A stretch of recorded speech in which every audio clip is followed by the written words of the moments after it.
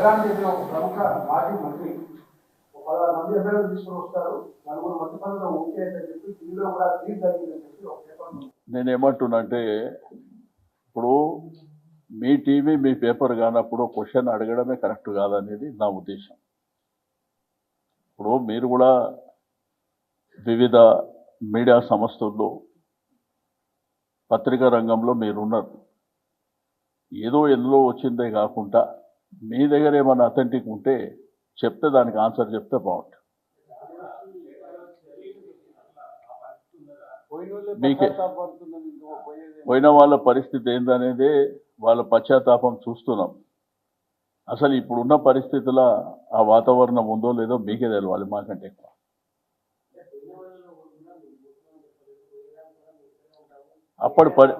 అప్పటి పరిస్థితులు వేరు. వాళ్ళు ఎందుకు వెళ్ళినరో వాళ్ళకి తెలుసు, తీసుకున్న వాళ్ళకి తెలుసు, వాళ్ళకి తెలుసు. బట్ ఇప్పుడు ఊహాజనితమైనటువంటి క్వశ్చన్స్ అవి. దాన్ని అనవసరంగా మనము ఏమన్నా ఆన్సర్ చేస్తే కూడా కాలయాపన అవుతుంది. మీరు చూడు, మా క్యాడర్ కానివ్వండి, నాయకత్వం ఎంత హుషారుగా ఉందో మీరు రోజు చూస్తుండే. జిల్లాలలో గ్రామీణ ప్రాంతం నుంచి పట్టణ ప్రాంతం వరకు ఆ ఉత్సాహం అంతా మీరు చూస్తారు. రెండవది, ఎప్పటికప్పుడు ప్రభుత్వం మీద పోరాటం చేసేది కూడా మీరు చూస్తారు. అసెంబ్లీలో కానీ బయట కానీ అన్ని అంశాలు కూడా మీరు చూస్తుండ్రు. ఇంకేదన్నా వేరే అంశం తీసుకుంటే బాగుంటుంది. నేనేమంటా, ఇప్పుడు ఆ విషయాన్ని మీరు వాళ్ళ ద్వారా సేకరిస్తే మంచిగా ఉంటుంది, మా ద్వారా సేకరిస్తే బాగుంటుంది.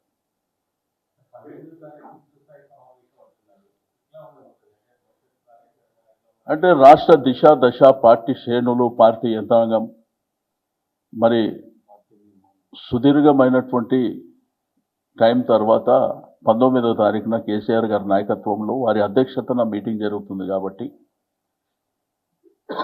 ఆ రోజు ఏమేమి అంశాలు, ఎజెండా ఏముందనేది మీకు 18th కానీ 19th మా ఉదయం వస్తాయి.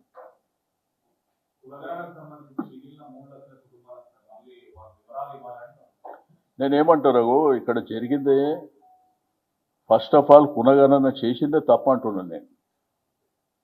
3.1తోని వచ్చేది ఉపయోగం ఏం లేదు. అది ఓవరాల్గా 16 లక్షలు. ఆ 16 లక్షల వలన వచ్చిందేం లేదు. టోటల్గా 60 లక్షల మంది సంఖ్యనే తగ్గిందనేది మా డిమాండ్.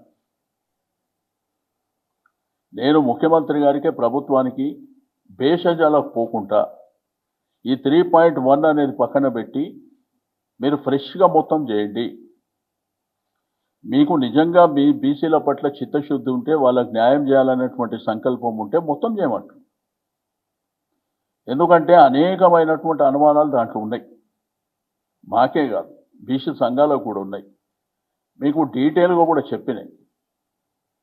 2011 సెన్సెస్ జనాభా ప్రాతిపదికన 3,50,00,000 మందిది అనేది అఫీషియల్ లెక్క. అది నెట్లో కూడా ఉంది.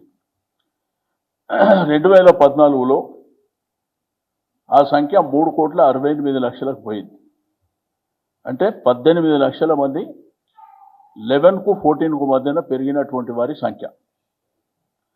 ఆ సంఖ్య ప్రకారం తీసుకుంటే 51% బీసీలు, ఏ కులాలకు సంబంధం లేకుండా ఒరిజినల్గా బీసీలే 51% ఉన్నారనేది లెక్క, ముస్లిం కాకుండా. దాంట్లో ముస్లిం సంఖ్య తీసుకుంటే 10% అబోవ్ ఉన్నదనేది ఒకటి, ఎస్సీల సంఖ్య తీసుకుంటే 17% అబోవ్ ఉన్నదనేది రెండోది, మూడోది ట్రైబల్లో తీసుకుంటే వాళ్ళది కూడా 10.7% అనేది ఒక లెక్క పెరిగినట్ట. 370 వాళ్ళు తీసింది. ఏది 3.1 కాకుండా 354, 775 అనేది వాళ్ళ లెక్క. ఈ 16 లక్షలు కాకుండా ఏది 3.1 ఇప్పుడు అడిగింది. అంటే 3,70,00,000 మంది అనేది వాళ్ళ ఒరిజినల్ లెక్క వాళ్ళు చూపిస్తుంది. మేము అది తప్పు అంటున్నాం. సర్వే ప్రాపర్గా జరగలేదు, గ్రామాలలో జరగలేదు. హైదరాబాద్లో అయితే 30% కూడా జరగలేదు. నేను అసెంబ్లీలో కూడా చెప్పింది. దీంట్లో ఏంటంటే 0 to 6 అంటే పుట్టిన పిల్లల నుంచి 6 సంవత్సరాల వరకు ఉన్న వాళ్ళ సంఖ్య రమారమి 38 లక్షల పైన ఉన్నారు అనేది గవర్నమెంట్ లెక్క. 6 నుంచి 17 సంవత్సరాల వరకు ఉన్న వాళ్ళ సంఖ్య 62 లక్షల పైన ఉన్నారు అనేది గవర్నమెంట్ లెక్కలు. మరి 3,70,00,000 అంటే మరి మిగిలిన 60 లక్షల మంది ఎక్కడ పోయినా అనేది. రెండోది, మీరు తీసుకుంటే జనాభా లెక్కలు ప్రకారం ఈ 4,32,00,000 మంది 2024-25 పార్లమెంట్ ఎలక్షన్ల ఎలక్షన్ కమిషన్ అఫీషియల్గా ఇచ్చారు. ఎలక్షన్ కమిషన్ అఫీషియల్గా ఇచ్చిన డేటా ఉంది. 432నేమో మన అసెంబ్లీ ఎలక్షన్కి ఇచ్చారు. 332 వాళ్ళు ఇచ్చింది. వాళ్ళేమో 18 years అబవ్ వాళ్ళే ఇచ్చారు. మామూలుగా అట్లనే ఇస్తారు. మరి ఇక్కడ మిగిలిన వాళ్ళ సంఖ్య ఎక్కడ పోయిందనేది. అందుకే నేను ప్రభుత్వాన్ని, మీరు భేషజాలకు పోకుండా ఈ సమాజానికి న్యాయం చేయాలనేటువంటి సంకల్పం ఉంటే మీరు ఫ్రెష్గా సర్వే చేయండి. దాంతోపాటు నిన్న చెప్పినట్టు మేమేదో తీర్మానం చేసి ఢిల్లీకి పంపిస్తాం, దానివల్ల ఉపయోగం లేదు. చట్టం చేయండి. మహారాష్ట్రలో, కర్ణాటక కానీ లేకపోతే తమిళనాడులో జరిగినట్టు చట్టం చేసి మీరు ఏదైతే కామారెడ్డి డిక్లరేషన్ ఇచ్చారో మీరే చట్టపరంగా 42% రిజర్వేషన్, పార్టీల పరంగా కాదు.